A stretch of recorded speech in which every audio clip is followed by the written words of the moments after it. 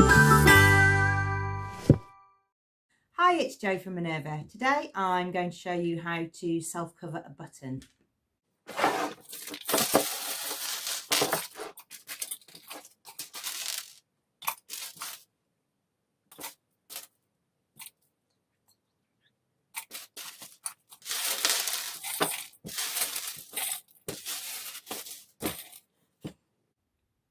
Have you ever found yourself finishing an item, you can't quite find the button that matches, and then you go to the dreaded button jar and then you find that actually you haven't got 6 of the ones that you want? That always happens to me. I could tick this jar out 10 times and I still wouldn't find the buttons that I need to finish a blouse. So I've started using a lot more self-covering buttons. I like self-covering buttons because I think from a gender point of view, if you're putting buttons onto a waistcoat or onto a jacket, then it's sometimes quite difficult to find a button that fits a male, or sometimes it's difficult to find the right style for your overall garment. Quite often I find a button that I like, but then I realise that it's a shank one, not a flat one. Or sometimes I find that it's a bit too childish, a bit cartoony. So I've started using a lot more self-covering buttons, and they come in 2 parts. So there is the round bit that you're going to cover, and it's got teeth on the back, and then there is a little disc that holds the fabric in place. They can be a bit fiddly, but like everything, the more you practice, the faster you get, and if you know a few tips, that helps too. We stock hemline self-covering buttons. There are metal ones, and there are also plastic ones. The plastic ones are a little bit lighter, so if you're working with a chiffon or a georgette or a crepe, then these are a little bit lighter on the button band. These might just drag your material down a little bit more. You might need to choose which self-covering buttons to use depending on the weight of your fabric. I'm going to tilt the camera down so that you can look really closely how to thread the piece of fabric round and pull it into the self-covering button. I'll try and get as close as I can.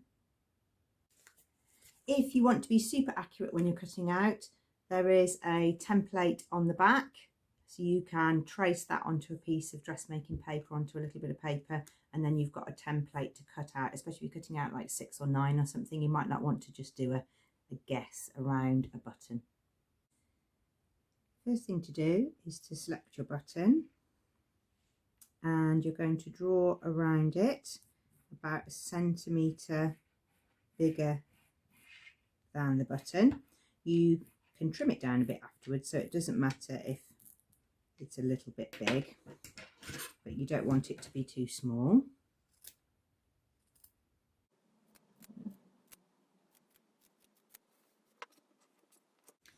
And then you're going to get a needle and thread and put a line of tacking thread all the way around that circle, and then you can pull and draw the tacking thread, and that will bring the fabric up evenly all around the button.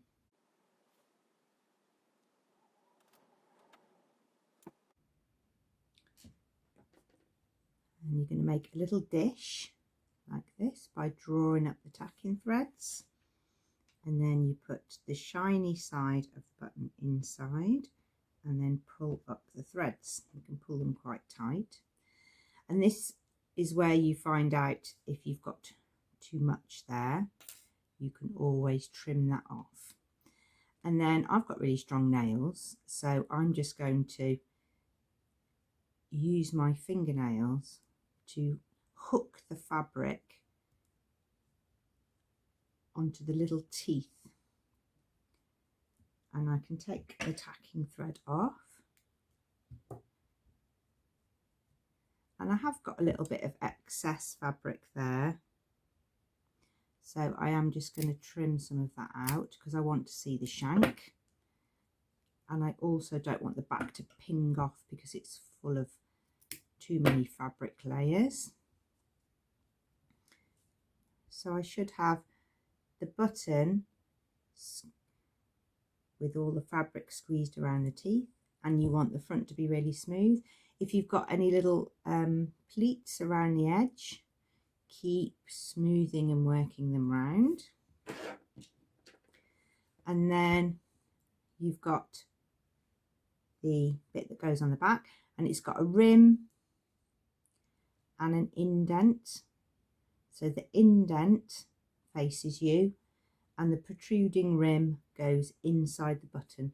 So that rim is going to go inside the button, and you can just pop it on, and that's it done. If you're finding dexterity wise that that's quite difficult, you can also use a little tool to help you make it more smooth. If you're finding it difficult to squeeze the layers together, and that might happen once you start using bigger buttons, some of the larger ones are a bit harder to squeeze the back on, then you can use the button maker. Now this means that you take your button to the same stage as before, so you've done the gathering stitch all the way around, and then you're going to put your button into the rubber side, and then you can put your back on. Oops.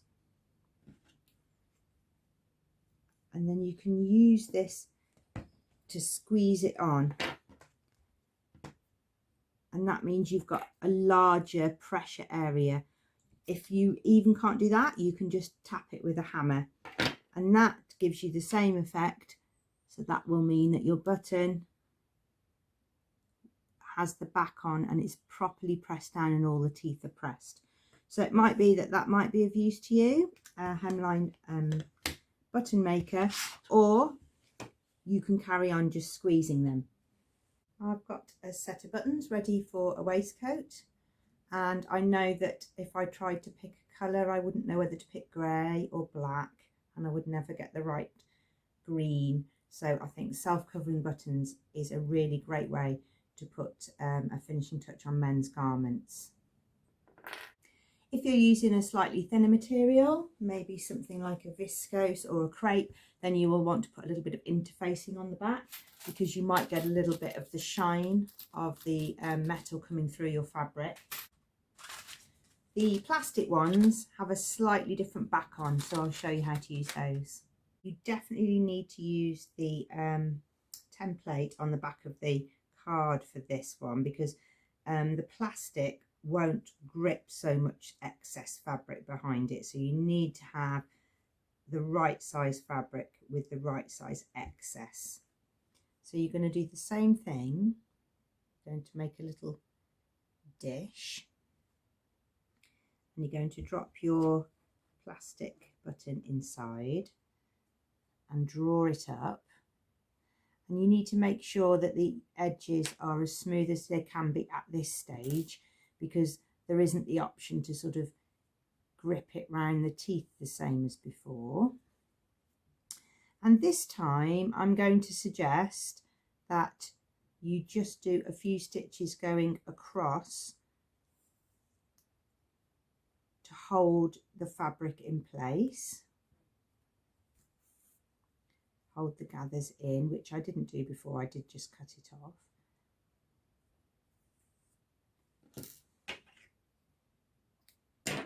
And then you've got the button with the little shank coming up the centre, and then you're going to use the little washer to put on top, and once you've got it screwed on, you can then carry on and really pinch it down with your fingers to get it right inside the pocket. You could also use the button maker if you don't think that you can squeeze that down, but that's a much lighter button for a much lighter fabric. So this has got a cotton lawn on it, so this would be suitable for a blouse. It's very lightweight. So that's how you do the plastic ones. Thanks very much for watching. Nice quick one today, how to self-cover buttons. It's good to have a little practice. I was practicing with lots, and then I've made them into a necklace. So these are all the ones that I was practicing with thick fabric, shiny fabric, lawn fabric, and I sewed them onto a piece of felt. So I cut out a little moon shape in felt. I sewed the self-covering buttons onto it, and then on the back I covered it over with a second piece. I've just used a piece of ribbon. I'm actually really pleased with that. So those were all the ones that I was practicing and trying to get my skill really, really nice and slick to show you how to self-cover buttons. Thanks for watching. If you make something with self-cover buttons, don't forget to tag it so that you can show other people the finish that you can get when you select different notions.